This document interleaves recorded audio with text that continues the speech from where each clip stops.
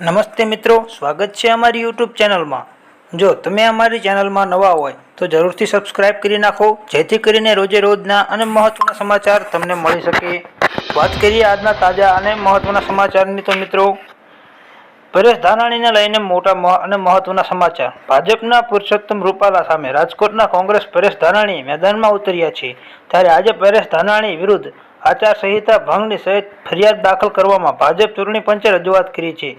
આ મામલે ભાજપને એક પત્ર સામે આવ્યો છે, જે મુજબ પરેશ ધાનાણીને વાંકાનેરના દહેગામમાં પંજાના નિશાનવાળો ખેસ પહેરી ગયા હતા। આ પ્રચાર કર્યો હોવાની રજૂઆત અને ફરિયાદ કરવામાં આવી હતી મિત્રો। ત્યારબાદના સમાચારની વાત કરીએ તો ગૃહિણી માટે બટેકાના ભાવમાં થયો વધારો। દરેક ઘરમાં સામાન્ય રીતે જમવામાં જોવા મળતા બટેકાના ભાવમાં વધારો થયો છે। ગૃહિણીઓની ચિંતા વધી છે। જથ્થાબંધ બજારમાં બટેકાના ભાવ 30 રૂપિયા પ્રતિ કિલો અને છૂટક બજારમાં 40 રૂપિયા પ્રતિ કિલો પહોંચી ગયા છે। વેપારીઓના મતે આ સિઝનમાં બટેકાની આવક ખૂબ ઓછા પ્રમાણમાં થઈ હોવાના કારણે તેના પર અસર પડી છે। તાજેતરમાં ડુંગળી અને લસણના ભાવ વધવાથી સામાન્ય લોકો પર ગંભીર અસર જોવા મળી હતી। તેની સાથે જ હવે બટેકાના ભાવ પણ 10 રૂપિયાનો વધારો જોવા મળી રહ્યો છે મિત્રો। ત્યારબાદ વાત કરીએ તો કેરીની આવક બજારમાં વધી। ફળોના રાજા કેરીની બજારમાં સારી આવક એવા પ્રમાણમાં આગમન શરૂ થઈ ગયું છે। સૌરાષ્ટ્ર દક્ષિણ ગુજરાતની કેરી બજારમાં આવતા ભાવમાં ઘટાડો નોંધાયો છે। બદામ, સુંદરી, પાયરી જાતની કેરીઓમાં 200 રૂપિયા પ્રતિ કિલો વેચાઈ રહી હતી। હાફૂસ કેરી 350 થી 400 રૂપિયા ડઝન, જ્યારે કેસર કેરી 1500 થી 1800 રૂપિયા 10 કિલોએ વેચાઈ રહી હતી। તાલાલા અને ઉના અને ગીરની કેસર કેરીનું માંગમાં વધુ પ્રમાણમાં માગ જોવા મળી રહ્યું છે। જૂનાગઢના માર્કેટ યાર્ડમાં પણ કેરીનું આગમન થયું હતું મિત્રો। ત્યારબાદ ખેડૂતો માટે આનંદના સમાચાર। આંબાલાલ પટેલે જણાવ્યું છે કે 10 થી 12 મે દરમિયાન પ્રી મોન્સૂન એક્ટિવિટીની શક્યતા રહેશે। ગુજરાતમાં ચોમાસું સારું જવાની આગાહી કરી છે। આ વર્ષે જૂનથી સપ્ટેમ્બર સુધી ચોમાસું સારું રહેવાની સંભાવના કરવામાં આવી છે। દેશમાં 104 થી 110% વરસાદની નોંધાઈ શકે છે। દેશમાં સરેરાશ 90 સેમી વરસાદની પડી શકે છે। ચોમાસું 1 જૂનની આસપાસ કેરળમાં પ્રવેશ કરશે। ગુજરાતમાં સામાન્ય કરતાં વધુ વરસાદની સંભાવના છે। અલ્નોની અસર કરતાં ચોમાસું સારું રહેશે મિત્રો, એટલે કે ભારતમાં હવે 90 સેમી કરતાં વધારે વરસાદ પડવાની સંભાવના છે। નમસ્તે મિત્રો, સ્વાગત છે અમારી યુટ્યુબ ચેનલમાં। જો તમે અમારી ચેનલમાં નવા હોય તો જરૂરથી સબસ્ક્રાઇબ કરી નાખો, જેથી કરીને રોજે રોજના અને મહત્વના સમાચાર તમને મળી શકે। વાત કરીએ આજના સમાચારની તો ક્ષત્રિયોના આંદોલનને લઈને મોટા સમાચાર સામે આવ્યા। રૂપાલાને શાંતિ નહીં મળે। પુરુષોત્તમ રૂપાલાને લઈને ક્ષત્રિય આંદોલનમાં પાર્ટ 2ની રણનીતિ બનાવવાના મૂડમાં છે। આજે અમદાવાદમાં રાજપૂત ભવન ખાતે બેઠક યોજાઈ હતી, જેમાં 400 જેટલા લોકો પહોંચ્યા હતા। આ બેઠકમાં રાજપૂત સંકલન સમિતિ અને રાજપૂત સમાજની 92 સંસ્થાઓના પ્રતિનિધિઓ છે, જે ગોતા રાજપૂત ભવનમાં યોજાઈ હતી। આ બેઠક પછી પ્રેસ કોન્ફરન્સ કરાશે, જેમાં મોટી જાહેરાત પણ થઈ શકે છે મિત્રો, એટલે કે આ વર્ષે રૂપાલાને શાંતિ મળી શકશે નહીં। ત્યારબાદના સમાચાર જાણીએ તો રશિયા અને યુક્રેન વચ્ચેના યુદ્ધનો ફાયદો ઉઠાવી રહ્યું છે ચીન। રશિયા યુક્રેન યુદ્ધમાં ચીનની દખલગીરી પર G7 દેશોને નારાજગી વ્યક્ત કરી છે। G7 સમૂહે ચીનની કંપનીઓ દ્વારા રશિયાને યુક્રેન વિરુદ્ધ શસ્ત્રો અને અન્ય સામગ્રીઓ વેચવા પર ઠપકો આપ્યો છે। ઇટલીમાં આયોજિત G7 કોન્ફરન્સમાં US સ્ટેટ સેક્રેટરી એન્ટની બ્લિંકે કહ્યું કે તમામ દેશોને ચીન પર દબાણ વધારવું જોઈએ, તે રશિયાને હથિયારની સપ્લાય ન કરે। ચીન પોતાના ફાયદા માટે રશિયાને મદદરૂપ થઈ રહ્યું છે મિત્રો, એવું પ્રેસ કોન્ફરન્સમાં કહેવામાં આવ્યું હતું। ત્યારબાદ ઇરાક પર હવાઈ હુમલો। ઇઝરાયલ અને ઈરાનના વચ્ચે વધેલા તણાવ વચ્ચે મિલિટરી બેઝ પર હુમલો કરવામાં આવ્યો હતો। હુમલામાં એક વ્યક્તિનું મોત નીપજ્યું, જ્યારે 8 લોકો ઘાયલ થયા હતા।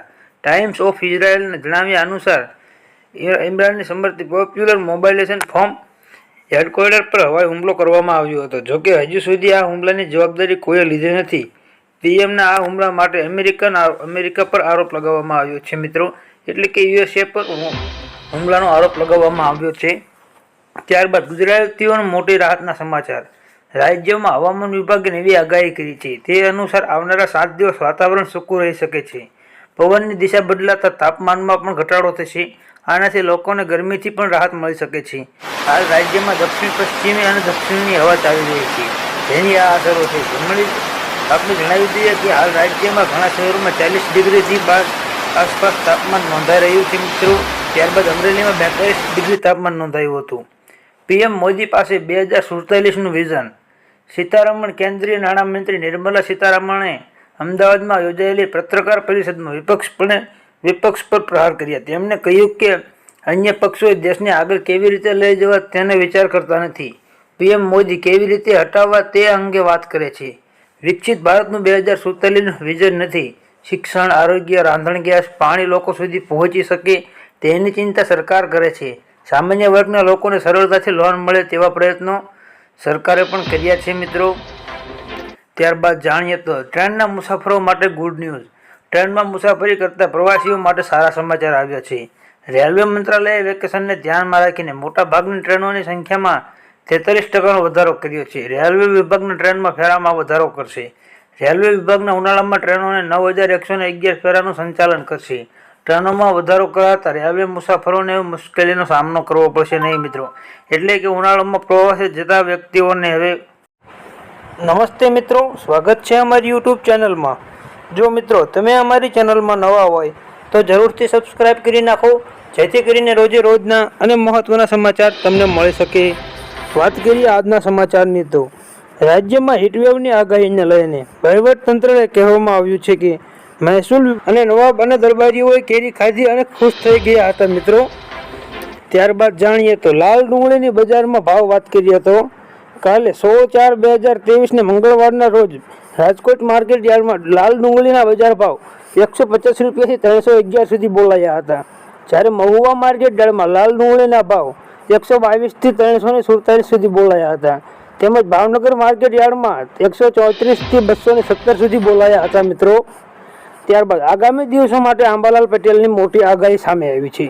ઉનાળામાં તાપમાન રાહતના સમાચાર સામે આવ્યા છે. હવામાન નિષ્ણાત અંબાલાલ પટેલની આગાહી છે કે આગામી સમયમાં તાપમાન ઘટશે. આગામી તારીખ 20 અને 21 એપ્રિલે રાજ્યમાં વરસાદી માહોલ રહેશે. આથી ગરમીમાં રાહતનો અનુભવ થશે. વેસ્ટર્ન ડિસ્ટર્બન્સના કારણે સર્જાતા તાપમાનમાં ઘટાડો થશે. અંબાલાલ પટેલની આગાહી મુજબ આ દિવસોમાં કચ્છ અને ઉત્તર દક્ષિણ ગુજરાતમાં વાદળો. નમસ્તે મિત્રો, સ્વાગત છે અમારી યુટ્યુબ ચેનલમાં. જો મિત્રો તમે અમારી ચેનલમાં નવા હોય તો જરૂરથી સબસ્ક્રાઈબ કરી નાખો, જેથી કરીને રોજે રોજના અને મહત્ત્વના સમાચાર તમને મળી શકે. વાત કરીએ આજના સમાચારની તો રાજ્યમાં હીટવેવની આગાહીને લઈને વહીવટતંત્રએ કહેવામાં આવ્યું છે કે મહેસૂલ વિભાગ દ્વારા વિવિધ ભાગોના પત્ર લખીને ગુજરાતના હીટવેવ એક્શન પ્લાન 2024 હેઠળ કામગીરી કરવાનો આદેશ અપાયો છે. આરોગ્ય વિભાગને જરૂરી તૈયારી કરવાનો હુકમ કરાયો છે. શહેરી વિસ્તારોમાં રોડ પરની શેડની વ્યવસ્થા કરવા જણાવ્યું છે. શ્રમિકોને બપોરે 1 થી 4 વાગ્યા સુધી કામ ન કરાવવું તેવી સૂચના અપાય છે.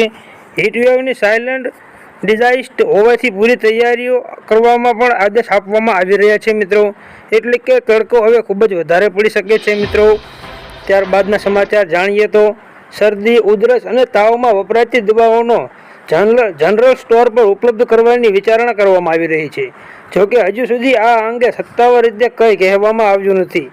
એવું કહેવાય રહ્યું છે કે ઓટીસી નીતિ પર કામ કરતી સમિતિ એટલે કે ઓવર ધ કાઉન્ટર દવાઓ આ સૂચના પર વિચાર કરી રહી છે.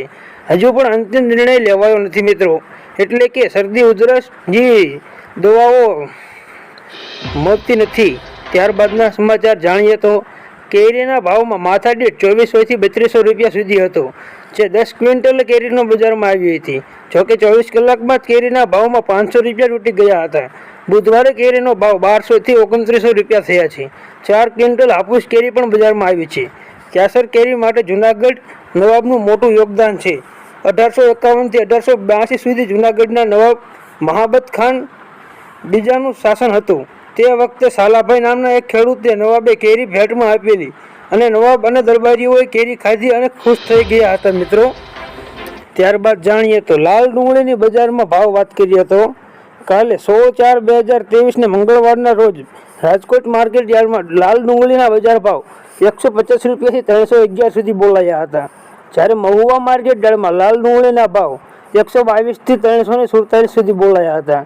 તેમજ ભાવનગર માર્કેટ યાર્ડમાં 134થી 217 સુધી બોલાયા હતા મિત્રો. ત્યારબાદ આગામી દિવસો માટે અંબાલાલ પટેલની મોટી આગાહી સામે આવી છે. ઉનાળામાં તાપમાન રાહતના સમાચાર સામે આવ્યા છે.